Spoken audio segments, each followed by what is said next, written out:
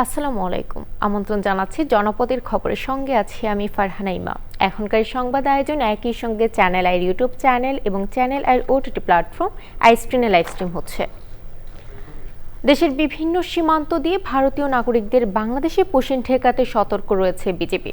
কুড়িগ্রামের রৌমারী উপজেলার গয়টাপাড়া বংশীচর বটতলা ও বন্ধুরচর সীমান্ত দিয়ে নারী ও শিশু সহ 9 জনকে বাংলাদেশে পুষিনের চেষ্টা করেছে বিএসএফ। স্থানীয়রা জানিয়েছেন ভোর 6টার দিকে 1060 নম্বর মেইন পিলারের কাছে গয়টাপাড়া বংশীচর বটতলা সীমান্ত দিয়ে 6 জন ও বন্ধুরচর সীমান্ত দিয়ে 3 জনকে বাংলাদেশে পুষিনের চেষ্টা করা হয়। খবর পেয়ে বিজেপি সদস্যরা সীমান্ত এলাকায় সতর্ক অবস্থান নেন। স্থানীয়রা নজরদারি বাড়ান। পুশিন ঠেকাতে সীমান্তের বিভিন্ন পয়েন্টে টহল ও পর্যবেক্ষণ বাড়ানো হয়েছে বলে জানিয়েছেন জামালপুর 35 বিজিবি ব্যাটালিয়নের অধিনায়ক লেফটেন্যান্ট কর্নেল হাসানুর রহমান। ওদিকে ভোরে চুয়াডাঙ্গার দর্শন জয়নগর সীমান্তে বিএসএফ এর 11 জনের পুশিন চেষ্টা ব্যর্থ করে দিয়েছে 6 বিজিবি। বিজিবি জানিয়েছে ওই 11 জন বর্তমানে সীমান্তে ভারতের অভ্যন্তরে রয়েছেন। চট্টগ্রামের আনোয়ারায় ছুরিকাঘাতে মা ও মেয়ে নিহত হয়েছেন। আহত হয়েছে 5 বছর বয়সী শিশু সন্তান। শনিবার মধ্যরাতে আনোয়ারার পারৈকোড়া ইউনিয়নের চেনামতি গ্রামে ঘটনা ঘটে। জিজ্ঞাসাবাদের জন্য একজনকে আটক করা হয়েছে। নিহতরা হলেন সুজন বড়ুয়ার স্ত্রী এনি বড়ুয়া ও মেয়ে প্রিয়ন্তী বড়ুয়া। আহত শিশু সন্তান পিয়াস বড়ুয়াকে আনোয়ারা উপজেলা স্বাস্থ্য কমপ্লেক্সে নেওয়া হয়েছে।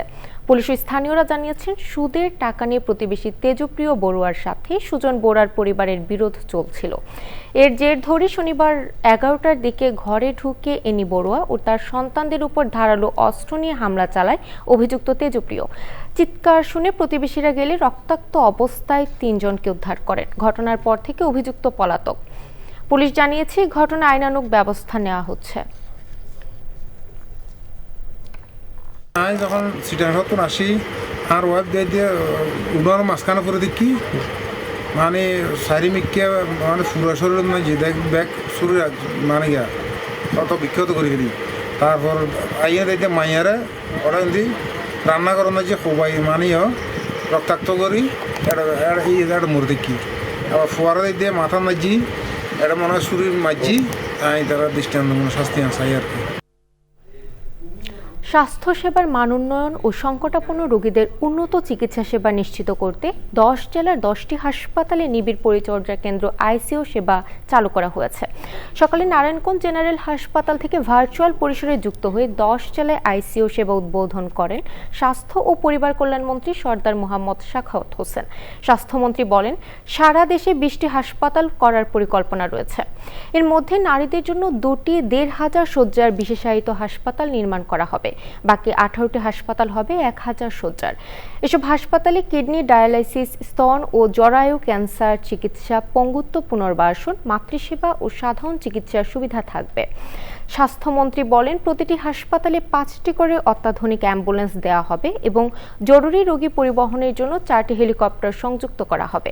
এছাড়া ঘরে ঘরে স্বাস্থ্যসেবা পৌঁছে দিতে 1 লাখ স্বাস্থ্যকর্মী নিয়োগের পরিকল্পনা রয়েছে, যার মধ্যে 80,000 হবেন নারী।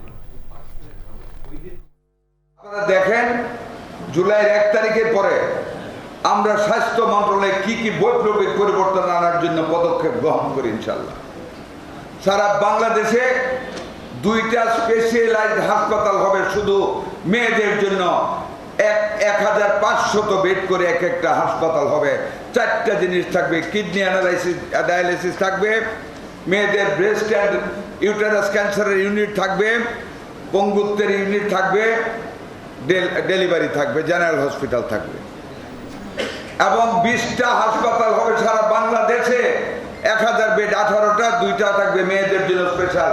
5টা করে অ্যাম্বুলেন্স দেওয়া হবে, অত্যাধুনিক অ্যাম্বুলেন্স। দ্বীপ জেলা ভোলার সবচেয়ে বড় সরকারি স্বাস্থ্যসেবা কেন্দ্র 250 শয্যা জেনারেল হাসপাতালে শিশু সহ সব বিভাগই চরম জনবল সংকট। হামের প্রাদুর্ভাবের মধ্যেও পুরো শিশু বিভাগ সামলাচ্ছেন একজন চিকিৎসক। এমন পরিস্থিতিতে ভোগান্তিতে পড়ছেন রোগী ও স্বজনরা। চিকিৎসা সেবা নিয়ে বাড়ছে উদ্বেগ। ভোলা থেকে হারুনুর রশিদের তথ্য, চিত্রে আল মুকসিদের রিপোর্ট। ভোলার 250 শয্যার জেনারেল হাসপাতালের শিশু ওয়ার্ড, এক বেডে 4 থেকে 5 জন শিশু। কেউ মেঝেতে, কেউ বারান্দায়, কেউ আবার সিঁড়িতেই নিচ্ছে চিকিৎসা।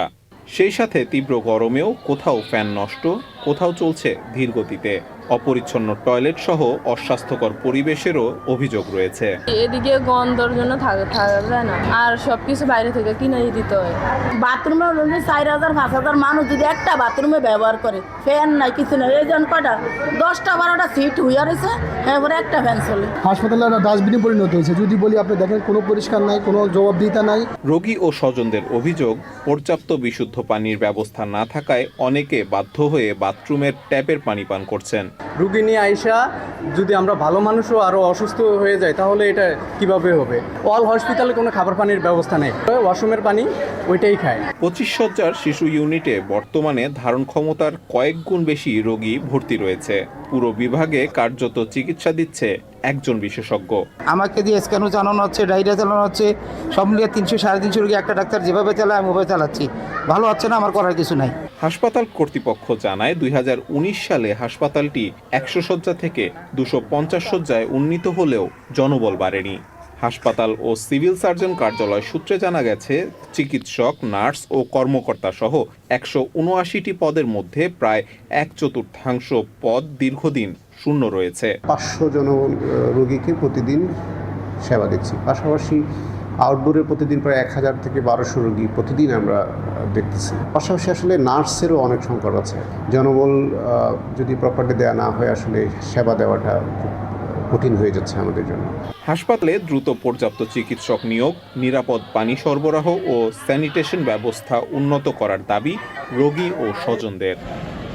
আল মুকসিদ, চ্যানেল আই।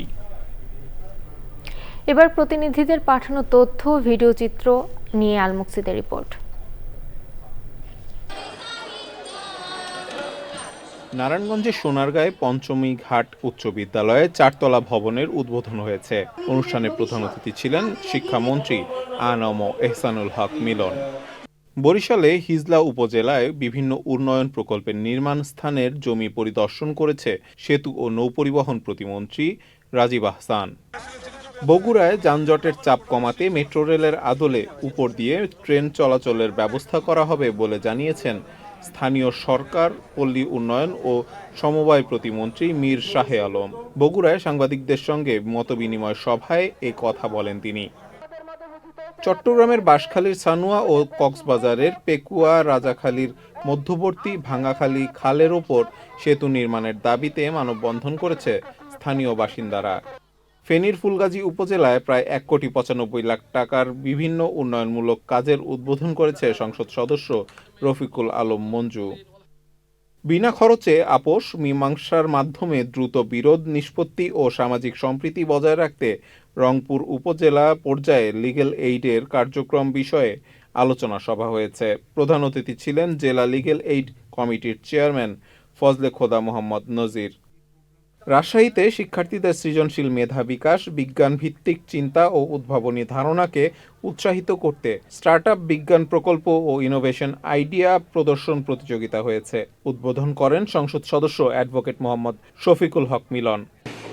ময়মনসিংহে সিটি কর্পোরেশনের উদ্যোগে ডেঙ্গু প্রতিরোধ ও পরিষ্কার পরিচ্ছন্নতা বিষয়ে সচেতনতামূলক র্যালি, আলোচনা সভা ও লিফলেট বিতরণ করা হয়েছে। কর্মসূচির উদ্বোধন করেন বিভাগীয় কমিশনার এস.এম. হুমায়ুন কবির সরকার ও সিটি প্রশাসক মোহাম্মদ রুকনুজ্জামান। ময়মনসিংহের ভালুকা পাইলট উচ্চ বিদ্যালয়ে এসএসসি 1986 ব্যাচের পুনর্মিলনী অনুষ্ঠান হয়েছে। প্রধান অতিথি ছিলেন সংসদ সদস্য ফখরুদ্দিন আহমেদ বাচ্চু। যুবদলের কেন্দ্রীয় পূর্ণাঙ্গ কমিটি ঘোষণা করায় দলের ভারপ্রাপ্ত চেয়ারম্যান তারেক রহমানকে অভিনন্দন জানিয়ে মেহেরপুরে আনন্দ মিছিল ও সমাবেশ করেছে জেলা যুবদল। মিছিলে নেতৃত্ব দেন জেলা যুবদলের সভাপতি জাহিদুল হক জাহিদ। বিভিন্ন সীমান্ত দিয়ে ভারতের পুশিন চেষ্টার প্রতিবাদে শেরপুরের সীমান্তবর্তী নালিতাবাড়ী উপজেলায় বিক্ষোভ সমাবেশ ও মিছিল করেছে জামায়াতে ইসলামী। সমাবেশে প্রধান অতিথি ছিলেন হাফেজ রাশেদুল ইসলাম এমপি। শেরপুরের ঝিনাইগাতিতে সমতলের ক্ষুদ্র নৃগোষ্ঠীর জীবনমান উন্নয়নে প্রধানমন্ত্রীর কার্যালয় থেকে দেওয়া শিক্ষাবৃত্তি, বাইসাইকেল ও সেলাই মেশিন বিতরণ করা হয়েছে। প্রধান অতিথি ছিলেন জেলা প্রশাসক ফরিদা ইয়াসমিন। ঝালকাঠি সদর উপজেলার শেখেরহাটে মোজাহারুল আহমেদ স্মৃতি ফুটবল টুর্নামেন্টের ফাইনাল খেলা ও পুরস্কার বিতরণ হয়েছে। খেলায় শেখেরহাট দল টাইব্রেকারে 5-4 গোলে ঝালকাঠি দলকে হারিয়ে চ্যাম্পিয়ন হয়। বিজয়ীদের পুরস্কার বিতরণ করেন অতিরিক্ত জেলা প্রশাসক শাকিলা রহমান।